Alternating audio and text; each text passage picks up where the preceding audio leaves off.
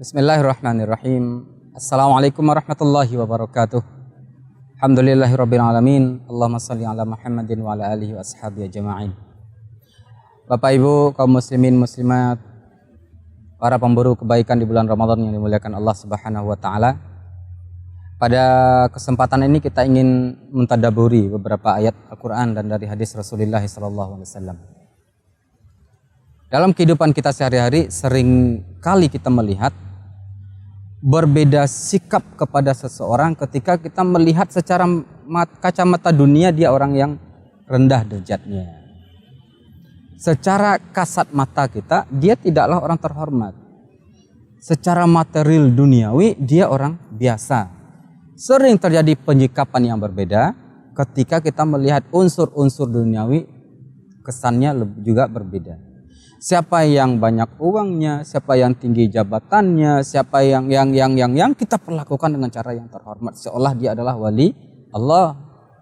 Begitu ada orang-orang biasa di sekitar kita, kita perlakukan seperti orang-orang yang rendahan. Ini adalah hal yang salah kaprah di kita.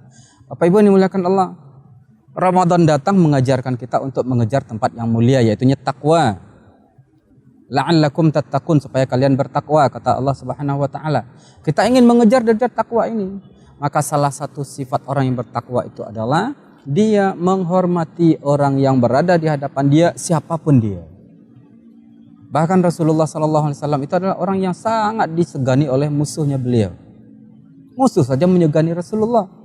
Dan bagaimana Rasulullah memperlakukan musuh? Sangat terhormat. Karena Rasulullah ingin mengejar derajat tertinggi di sisi Allah. Yang kedua, beliau ingin menyampaikan hidayah juga kepada orang lain. Bapak Ibu, pertama Allah mengatakan dalam Al-Quran, "Wa man ahsanu qawlan mimman da'a ilallah wa 'amila salihan wa qala inni minal muslimin." Siapakah yang paling tinggi derajatnya di sisi Allah Subhanahu wa taala selain orang yang menyeru kepada Allah dan dia beramal saleh dan dia mengatakan saya adalah orang muslim.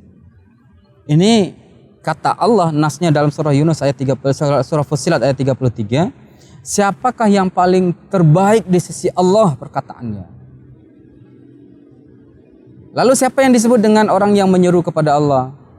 Wah Ibu, kalau di Timur Tengah sana, di Mesir, ada orang yang rebutan ingin jadi muazzin. Jadi azan isya, azan maghrib. Setiap kali waktu sholat masuk, dia akan segera datang ke masjid berburu ingin jadi muazzin ketika dikumandangkan azan sholat maghrib. Padahal di masjid sudah ada bilalnya. Dia tetap ingin ke masjid menjadi muazzin. Begitu azan isya, bahkan saya pernah melihat orang ribut di masjid antara muazzin dengan jamaah. Kebetulan jamaah ini dia seorang dosen dan doktor, profesor doktor. Dia juga ingin azan, muazzinnya tidak mau. Bapak Ibu, kenapa kok sampai seperti ini? Dia memahami ayat ini seperti yang ditafsirkan oleh para ulama. Yang dimaksud dengan waman ahsanu qawlan mimman da'a ilallah itu adalah orang yang paling baik itu adalah orang yang menyeru kepada Allah, yaitunya muazzin. Muazzin. Maka selayaknya kita adalah iri kepada orang yang menerima hidup sebagai muazzin. Jadi muazzin di masjid, dia dapat tempat tertinggi di sisi Allah, mulia, karena qaul, perkataannya adalah perkataan untuk menyeru kepada Allah Subhanahu wa taala. Maka sangat disayangkan ada orang yang merasa tinggi derajatnya di dunia lalu merendahkan muazzin masjid. Oh, Anda hanya muazzin. Tidak. Muazzin itu orang yang mulia di sisi Allah. Fussilat 33. Silakan dibuka Bapak Ibu. Mulia derajatnya seorang muazzin. Karena dia dengan suaranya, dengan lantunan azannya, orang datang ke masjid untuk melaksanakan sholat berjamaah. Bapak Ibu yang dimuliakan Allah, ini yang perlu kita perhatikan. Muazzin adalah orang yang mulia di sisi Allah. Dalam tafsir yang lain, para ulama mengatakan bahwa yang dimaksud dengan makna ayat Fussilat 33 ini adalah imam masjid, imam sholat. Nah, ternyata yang dimaksud masih orang yang berada di dalam masjid. Muazzin, imam masjid. Yang dimaksud dengan menyeru kepada Allah adalah orang yang mengimami sholat berjamaah, imam.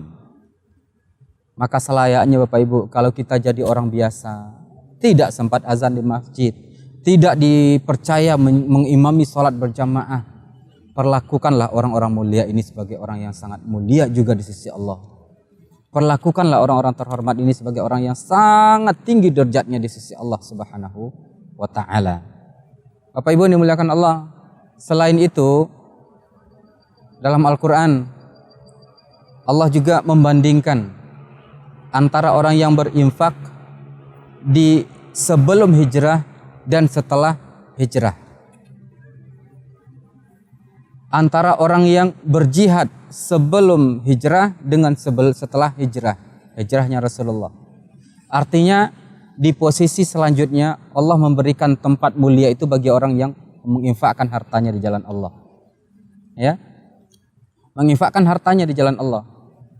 Orang yang berinfak di jalan Allah tapi sebelum waktu hijrah, berjihad di jalan Allah dengan hartanya sebelum hijrah adalah orang yang sangat mulia di sisi Allah. Dan orang yang berinfak di jalan Allah setelah waktu hijrah sampai waktu kita sekarang belum bisa menandingi infaknya orang-orang yang sebelum hijrah karena sangat sempit waktunya, susah hidupnya. Jangankan untuk berinfak, untuk kebutuhan sendiri pun masih susah. Bapak Ibu yang dimuliakan Allah, secara umum Allah mengatakan dalam Al-Quran, inna akramakum indallahi atqakum. Semulia-mulia insan di hadapan Allah di antara kalian adalah orang yang dalam hatinya ada takwa. Takwa ini bisa masuk ke hati siapapun. Takwa bisa masuk ke hati orang kaya, takwa masuk ke hati seorang guru, takwa bisa masuk ke dalam hati seorang muazzin, takwa bisa masuk ke dalam hati seorang imam, takwa bisa masuk ke dalam hati seorang dai, dan semua orang-orang yang tadi kita sebutkan bisa hilang hatinya daripada sifat takwa. Tapi secara umum Allah mengatakan inna akramakum indallahi atqakum. Yang paling mulia adalah orang yang paling bertakwa kepada Allah Subhanahu wa taala. Oleh sebab itu Bapak Ibu, di luar ke sifat takwa ini secara khusus, marilah kita menghormati siapapun yang berada di hadapan kita, muliakan orang-orang yang berada di hadapan kita, sehingga kita bisa katakan bahwa salah satu ciri orang yang baik di sisi Allah adalah Allah selipkan takwa di dalam hatinya, Allah isi hatinya dengan ketakwaan, dan dari takwa itu muncullah akhlak yang mulia, menghormati siapapun, tidak pernah meremehkan siapapun. Semoga bermanfaat dan semoga Allah jadikan kita orang yang baik akhlaknya kepada siapapun, dan Allah jadikan kita dengan akhlak yang baik ini sampai kepada derajat takwa, lalu jadi orang paling mulia di sisi Allah. Jazakumullahu khairan. Wassalamualaikum warahmatullahi wabarakatuh.